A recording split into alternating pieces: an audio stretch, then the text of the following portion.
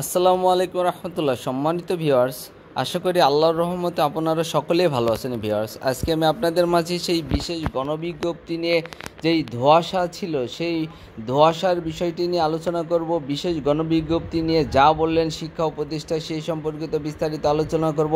তবে বিস্তারিত জানতে আমার চ্যানেলের সাথেই থাকুন। তবে ছোট্ট একটি রিকোয়েস্ট, যারা এখনও আমার চ্যানেলটি সাবস্ক্রাইব করেননি অতি দ্রুত চ্যানেলটি সাবস্ক্রাইব করুন। বিশেষ গণবিজ্ঞপ্তি নিয়ে যা বললেন শিক্ষা উপদেষ্টা অধ্যাপক ডক্টর ওয়াহিদ উদ্দিন মাহমুদ বলেছেন, বেসরকারি শিক্ষা প্রতিষ্ঠানে শিক্ষক সংকটের বিষয়টি জেনেছি। এই সংকট কীভাবে কাটানো যায় সে বিষয়ে চিন্তাভাবনা করা হচ্ছে। দাবি থাকলে বিশেষ গণবিজ্ঞপ্তি প্রকাশ করা হতে পারে। এখানে আসলে দাবির বিষয়টি কোনটি বোঝাচ্ছে, এখানে এখনও এটা ধরাছোঁয়ার বাইরে।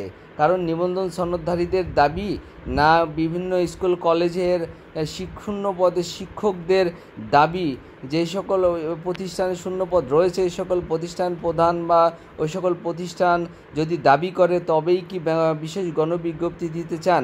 আর শিক্ষা উপদেষ্টা সম্প্রতি দ্য ডেইলি ক্যাম্পাসের সঙ্গে আলাপকালে এ কথা জানান তিনি আরও বলেন, শিক্ষক সংকট দূর করতে বিশেষ গণবিজ্ঞপ্তি প্রকাশের পরিকল্পনা আছে কি না এই প্রশ্নের জবাবে শিক্ষা উপদেষ্টা বলেন, শিক্ষায় অনেক সংকট, সব সংকট দূর করতেই কাজ করবে অন্তর্বর্তীকালীন সরকার। হয়তো কিছুটা সময় লাগবে।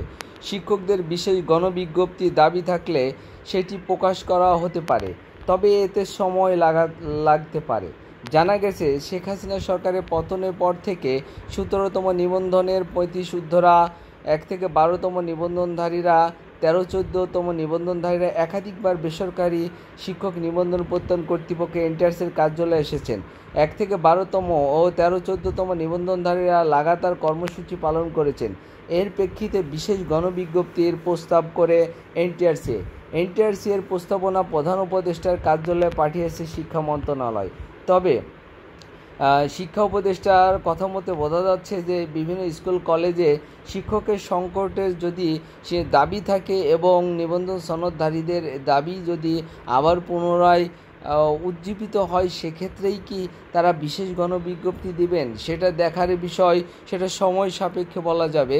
তবে ভিউয়ার্স, যারা আমার সাথে ছিলেন তাদেরকে সাথে থাকার জন্য অসংখ্য ধন্যবাদ।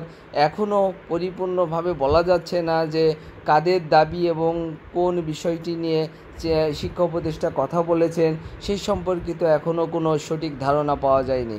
তবে যারা সাথে ছিলেন তাদেরকে সাথে থাকার জন্য অসংখ্য ধন্যবাদ। আসসালামু আলাইকুম রহমতুল্লাহি ওয়া বারাকাতুহু।